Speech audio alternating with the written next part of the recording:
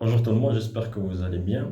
Donc pour la vidéo d'aujourd'hui, on va essayer de décortiquer un concept ou une notion qui peut paraître anodine, qui peut paraître désuet de sens, mais qui est importante et qui représente l'un des éléments les plus importants de nos sociétés.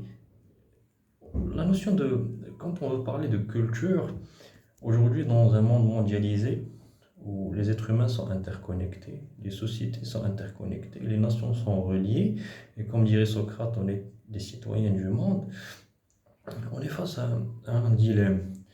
C'est-à-dire que la mondialisation a son corps défendant, voulu ou pas, elle a essayé de créer, ou elle a créé une culture universelle, adoptant des systèmes de valeurs universels, des comportements homogènes, et du coup, il a créé ce que j'appelle une société homogène. Vous voyez, une homogénéisation de la société.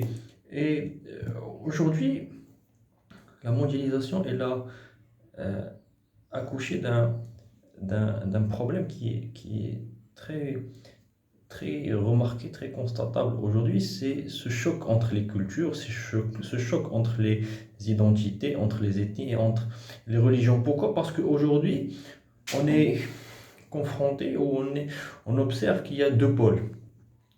Un pôle progressiste qui est pour le multiculturalisme, pour une culture universelle, l'adoption, comme je dit précédemment, l'adoption de comportements universels, de valeurs universelles. Et de l'autre côté, on est face à un pôle nationaliste conservateur qui est contre le multiculturalisme, contre l'interculturalisme et pour la préservation de sa culture, de son identité, et où il refuse toute communication ou toute interaction avec une autre culture.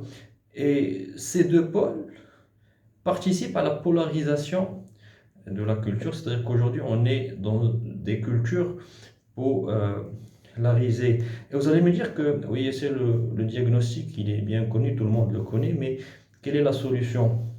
En tant que chercheur dans les sciences de l'information et de la communication, la solution à ces problèmes-là sont des solutions de communication.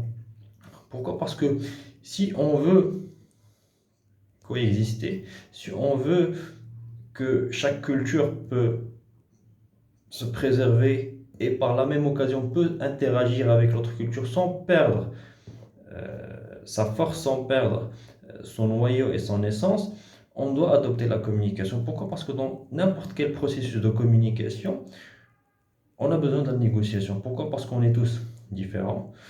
Et c'est la même chose vis-à-vis de la culture et de l'interaction entre cultures, ce qu'on appelle l'interculturel, c'est-à-dire qu'on doit adopter des processus de négociation, et ces processus de négociation aboutissent à une certaine reconnaissance, c'est-à-dire que grâce à la négociation, on arrive à reconnaître l'autre, et du coup on arrive à reconnaître l'autre culture, et je pense que la communication est la solution à ce problème de culture et de préservation de la culture. Et j'espère que, même si j'étais assez succinct dans cette vidéo, j'espère que je pourrai avoir des retours par rapport à ce que j'ai dit pour qu'on puisse interagir et échanger. Et merci à vous.